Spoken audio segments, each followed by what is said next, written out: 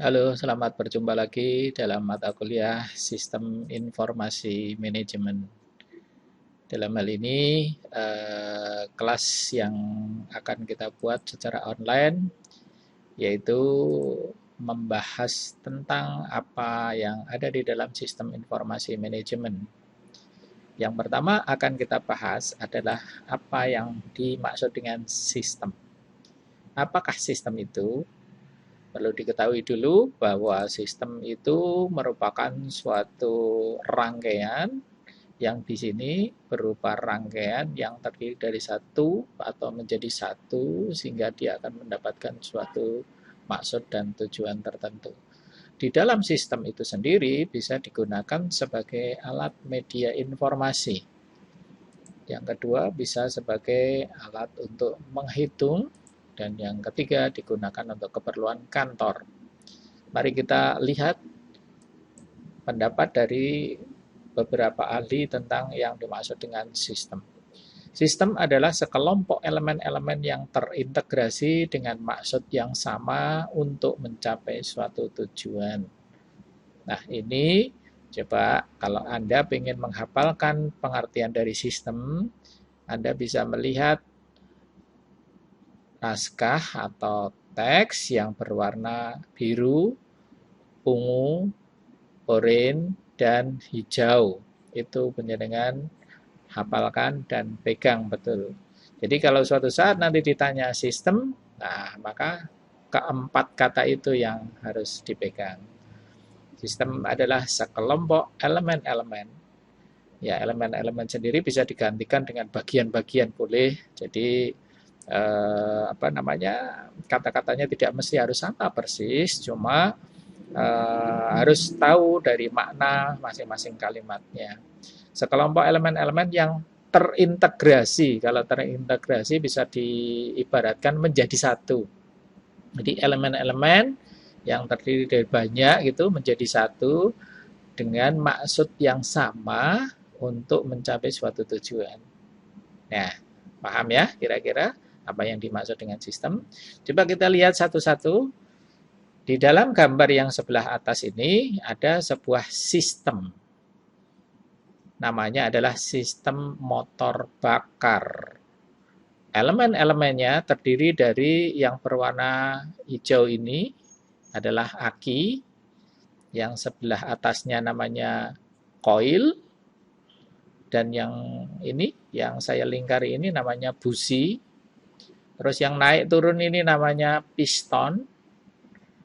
Terus yang berputar ini kalau orang Jawa bilang adalah roda gendeng atau roda gila, kalau orang Indonesia menyampaikannya adalah roda gila.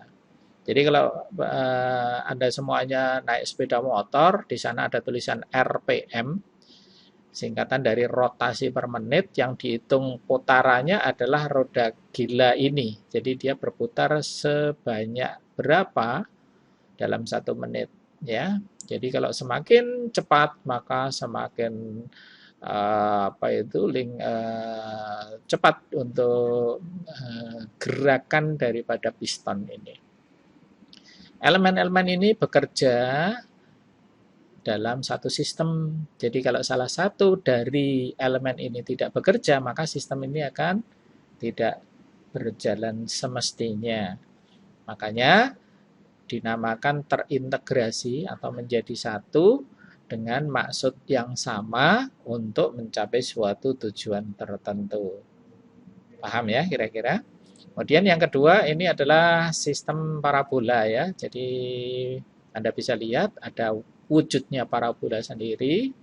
Ini elemennya, antenanya. Kemudian yang kotak ini adalah receivernya atau alat yang menerima sinyal dari parabola. Kemudian ini ada remote-nya yang mengatur channel daripada stasiun televisi mana yang akan dilihat.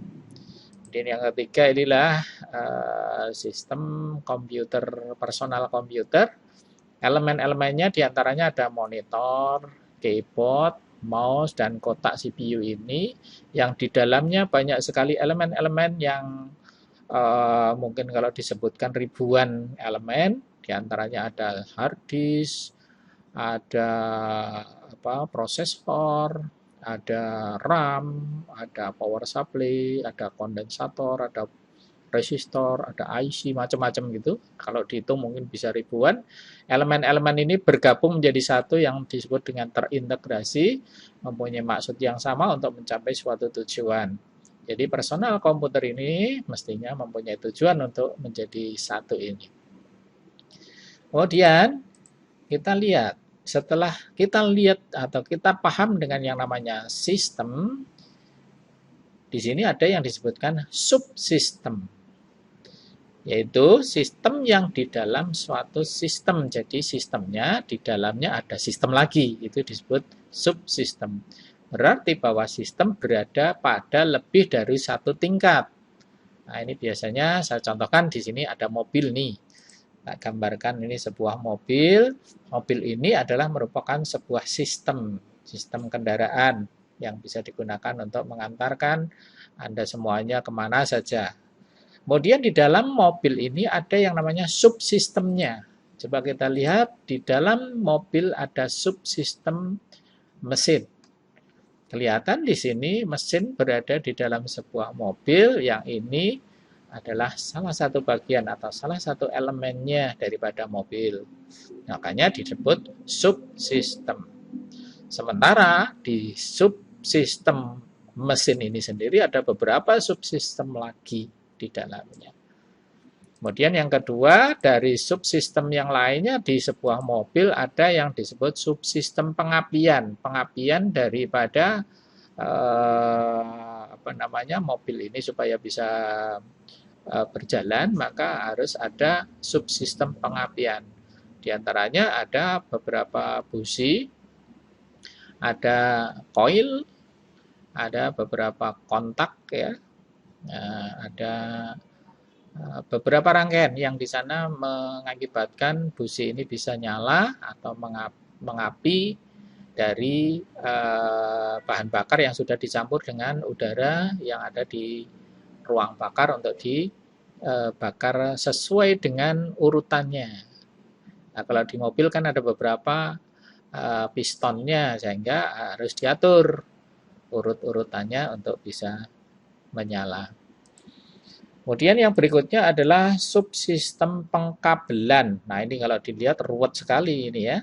Karena apa? Dia mengkonekkan, menggabungkan antara lampu depan, lampu righting, kanan kiri yang depan, belakang kanan kiri juga, ada lampu rem, ada banyak. Nah, diantaranya ada beberapa alat-alat elektronika yang ada di dalam mobil itu sehingga tergabung menggunakan kabel ini sehingga akan dapat digunakan secara mudah oleh si pemakainya. Kemudian yang berikutnya adalah subsistem pengereman.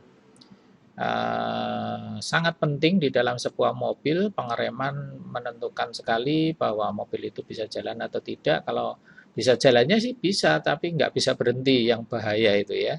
Di pengereman itu biasanya roda depan dan roda belakang ada beberapa yang menggunakan sistem yang beda. Yang belakang biasanya pakai tromol, ini ya ada sepatu remnya. Kemudian di sebelah belakang ada yang depannya ada rem yang menggunakan cakram atau piringan. Biasanya kalau diinjak tuas atau pedal rem, maka oli rem akan masuk ke selang dari masing-masing roda sehingga dia akan mengakibatkan mobil bisa berhenti dengan menggunakan rem ini. Kemudian yang terakhir, atau bukan terakhir ya, artinya ada beberapa lagi sih, tapi yang di slide ini saya sampaikan bahwa ada subsistem suspensi. Ada yang warna kuning dan biru ini adalah suspensinya, ada pair-nya, ada shock breaker, kalau orang bilang shock itu redam kejut lah kalau diistilahkan dalam bahasa Indonesia, meredam supaya bila mobil ini melewati jalan yang tidak rata, maka dia akan meredam supaya tidak terlalu mengagetkan daripada penumpangnya, sehingga akan lentur atau senyap gitu ya. Jadi subsistem sekali lagi adalah bahwa sesuatu atau sistem yang berada dalam suatu sistem ya. Kemudian di dalam sistem sendiri ada dua macam, yaitu sistem terbuka dan sistem tertutup. Banyak orang kenal dengan hal ini ya. Sistem terbuka atau yang dinamakan dengan open loop system adalah sistem yang dihubungkan dengan lingkungannya melalui arus sumber daya. Kalau sistem tertutup adalah yang tidak dihubungkan. Jadi jangan sampai kebalik ya. Kalau yang terbuka itu yang dihubungkan dengan lingkungannya melalui arus sumber daya. Kalau yang tertutup itu yang tidak dihubungkan. Saya bisa contohkan di sini adalah bahwa tidak semua sistem dapat mengatur operasinya sendiri. Nah, ini biasanya yang disebut dengan lingkaran terbuka. Jadi, orang yang ada di luar lingkungan dalam sebuah sistem itulah yang mengaturnya. Ya, itu ya. Suatu sistem tanpa elemen mekanisme kontrol atau umpan balik dan tujuan disebut sistem lingkaran terbuka atau open loop system. Di sini saya contohkan ada pemanas ruangan listrik kecil lah. Nah, biasanya kalau di daerah pegunungan, kalau saya lihat ada beberapa, karena pengalaman saya kalau di pegunungan tinggi di Dieng lah misalnya ya, kalau kita ke sana mesti kondisi cuaca sangat dingin. Mungkin pada bulan-bulan ini, bulan Juli, Agustus, September bisa di titik nol. Jadi kedinginan sehingga banyak orangnya yang menggunakan pemanas. Kalau zaman dahulu masih menggunakan arang ya untuk memanaskan ruangan. Jadi banyak orang yang mengelilingi arang yang saat itu sudah menyala sehingga badan terasa hangat ya. Tapi kalau sekarang sudah ada pemanas ruangan listrik yang ditancapkan menyala dan terus menghasilkan panas hingga alat itu dimatikan. Tidak terdapat cara untuk mengendalikan outputnya. Saya contohkan ini sebab begini ya. Bila pemanas ini ditancapkan ke listrik, maka dia akan panas terus. Tidak ada mekanisme kontrolnya. Mekanisme kontrolnya tidak ada di dalam pemanas listrik itu. Jadi kalau semakin lama semakin panas. Nah, bagaimana supaya bisa mengatur supaya kalau sudah panas itu harus dimatikan? Ya, lingkungannya yang bisa mengatur. Nah, ini saya gambarkan seperti ini ya. Gambar pemanas ruangan listrik yang pada saat ditancapkan maka dia akan panas terus. Nah, bagaimana Pak ngaturnya? Ya dicabut kalau sudah terlalu panas ya. Jadi bisa saja alat ini bisa merusak ya kalau tidak dicabut kalau sudah semakin panas. Nah, inilah yang disebut dengan lingkaran terbuka. Jadi dia tidak bisa ngatur alatnya sendiri untuk mematikan. Kebalikannya adalah ini sistem dengan 3 elemen kontrol, yaitu tujuan, mekanisme kontrol, dan lingkaran umpan balik. Ini yang disebut dengan sistem lingkaran tertutup atau closed loop system. Contohnya ini AC ya. Kalau AC itu bila ruangan sudah cukup dingin, maka secara otomatis ada pengaturnya untuk mematikan alat atau mesinnya supaya ruangannya tidak terlalu dingin sekali. Ya, jadi ada yang mengatur yang ada di dalamnya. Jadi dia sudah tidak terhubung dengan lingkungannya, maka dia sudah hidup dan mengatur dirinya sendiri. Demikian juga dengan ini ya, ini mesti orang-orang kos kenal dengan ini, dispenser untuk galon ya, galon air mineral. Bila sudah panas, terutama yang merah ini, kalau sudah panas maka nyala lampu merah akan mati. Artinya bahwa sudah terlalu panas, dia akan mati. Kalau sudah dingin lagi, dia akan nyala lagi, otomatis untuk mengatur kepanasannya, tingkat kepanasannya. Oke, saya lanjut. Bagaimana dengan sistem bisnis? Kalau sistem bisnis itu kita melihat bahwa salah satu bagian elemennya adalah manajer. Nah, tanggung jawab utama seorang manajer adalah memastikan bahwa perusahaan untuk bisa mencapai tujuannya. Nah, Berbagai usaha diarahkan untuk membuat berbagai bagian perusahaan bekerja sama seperti seharusnya. Ini yang disebut dengan saling terintegrasi, saling berhubungan. Jadi berbagai bagian-bagian daripada sebuah perusahaan akan bekerja sama. Ini yang disebut dengan terintegrasi tadi. Sehingga manajer adalah elemen pengendali dalam sistem bisnis ini. Untuk apa? Menjaga sistem itu agar terus berjalan dan bergerak menuju tujuannya. Nah, sistem perusahaan berada dalam satu atau lebih sistem lingkungan yang lebih besar. Nah, biasanya kalau lingkungan lebih besar dan di sana banyak sekali sistem-sistem lagi, biasanya disebut super sistem. Nah, super sistem itu dicontohkan misalnya jika perusahaan itu suatu bank misalnya, maka ia merupakan bagian masyarakat keuangan, masyarakat bisnis, masyarakat setempat, dan masyarakat di lingkungannya. Nah, itu di situ ada beberapa sistem yang berjalan dalam suatu bank. Lah, kalau mamanya banknya itu mempunyai cabang, ada sub-subnya lagi, dan ada kantor pusatnya yang ada di Jakarta misalnya, maka kantor pusat yang ada di Jakarta disebut super system. Nah, super system itu sendiri, jika suatu sistem adalah bagian dari sistem yang lebih besar, sistem yang lebih besar itu adalah super system. Contohnya pemerintahan provinsi. Nah, di sini saya contohkan pemerintahan provinsi Jawa Tengah lah misalnya. Di sana ada subsistem dari pemerintahan Kabupaten A.